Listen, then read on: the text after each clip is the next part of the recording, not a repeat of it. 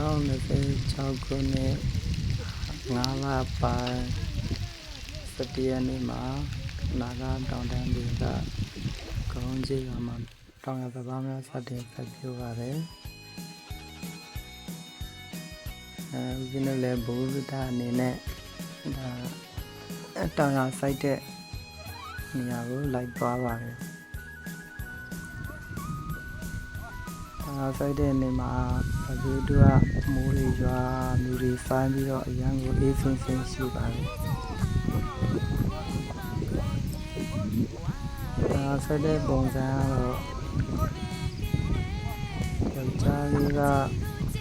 ဝါးနဲ့မြူကိုစွာပေးပြီးတော့မိန်းကလေးကအဲဒီယောက်ျားလေး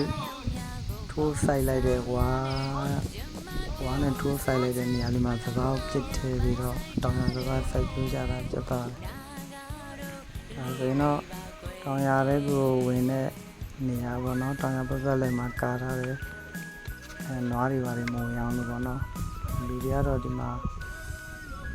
ဒီလိုမျိုးကြော်ပြီးတော့ဝင်ရတယ်ပေါ့နော်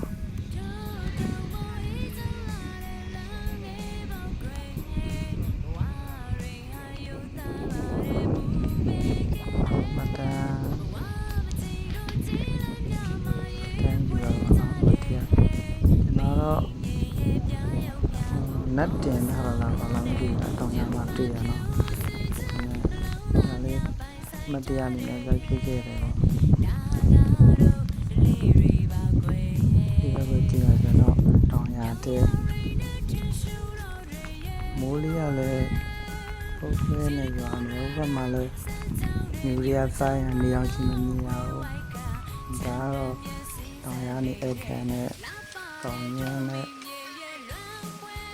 နာခါရွေးရအစားအစာပေါ့နော်ဒါဘုရားဘာသာတောင်ရတဲ့ဖြစ်တဲ့အတွက်ဘုရားဆင်းပြီးတော့ဘွားတော်တွေရှိမယ်မိမိတို့ကိုယ်ဝေရဘာသာလိုက်တောင်ရမှာရှိကြတယ်ပေါ့နော်မုံငင်းဟင်းဒီစားရမချူဒါဒီတောင်ရမှာစားတဲ့ပုံစံမျိုးဒီလူကအေးတော့စားပြရနေမိဖို့နာလို့ပြန်ပြီးတော့အမေးတဲ့ယူချတယ်ဘာအိုရလေးဘာပြောရလဲအားရှိအောင်ရာသီဥတုကတော်တော်လေးအေးတယ်မိုးကလည်းခဏနေတော့မိုးကလည်းကြာတယ်ပါများလာတယ်ကျန်တဲ့ကတော့အားရောက်မှဆိုလို့ဒီတော့ပြန်နေပြီးတော့သူတို့နှုတ်ဆက်ခဲ့တော့ဒီ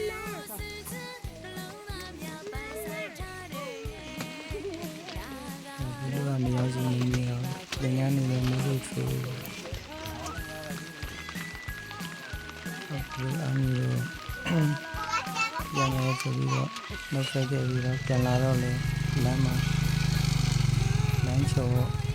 ဖတ်တီကြောင်လမ်းချော်လို့ဆိုင်ပေလဲမောင်းလိုက်ဆက်လိုက်မောင်းလိုက်ရလိုက်နဲ့ဒီနေ့မှဆိုရင်ရှင်ကဲမောင်းနေတာကအတဲမပြေးဘူးပေါ့နော်ဟိုဘက်ချော်လိုက်ဒီဘက်ချော်လိုက်ဆိုင်ပေရက်ပြီးတော့ရှင်တွေပြန်ခွာရတယ်ဒါတောင်ပေါ်မှာတည်ထားတာဆိုတော့တောင်ပေါ်ပြန်တက်ရတာပေါ့နော်ဒါလမ်းကောင်းတယ်လို့ပြောလို့ရတယ်အရင်တော့ကဆိုလမ်းအထိတဲ့ပေါ့ဆိုနောက်ပဲနောက်ပဲအများကြီးလေဒီရရှေ့ပဲနောက်ဘေးမှာလည်းအများကြီးပဲဟိုမှာပိုင်နေတော့ကြောက်လို့ဆိုင်ကမောင်းလိုက်ပြန်ရက်လိုက်ရေကြီးတွေတုံးနဲ့ပြန်ချစ်လိုက်နဲ့အဲ့ဒီလိုနဲ့ကောင်းရွာကိုရောက်အောင်ပြန်တက်တာပေါ့လမ်းမှာဒီမှလူခဏနားပြီးတော့နီးတဲ့တောင်ရမှာခဏဝင်ပြီးတော့တောင်ရစပါးစိုက်တာလေးကိုလည်းအမှတ်တရမှတ်တမ်းသွားတင်ပြီးရပါတော့ဒီရောဒီနေ့ကောင်းရွာကိုပြန်လာခဲ့တာပေါ့နော်ကျန်နေမှာလမ်းမှာဆိုင်ကနည်းနည်းလောက်မောင်းလိုက်ရက်လိုက်ပြင်ပယ်လိုက်နဲ့ပြန်မှန်းလာတာနဲ့နီးတဲ့တောင်ရဝင်နားတာပေါ့နော်နားနေမှာသူတို့တောင်ရစပါးစိုက်တဲ့ ပုံလေးကိုဗီဒီယိုမှတ်တမ်းထည့်ယူဖြစ်ခဲ့တာပါ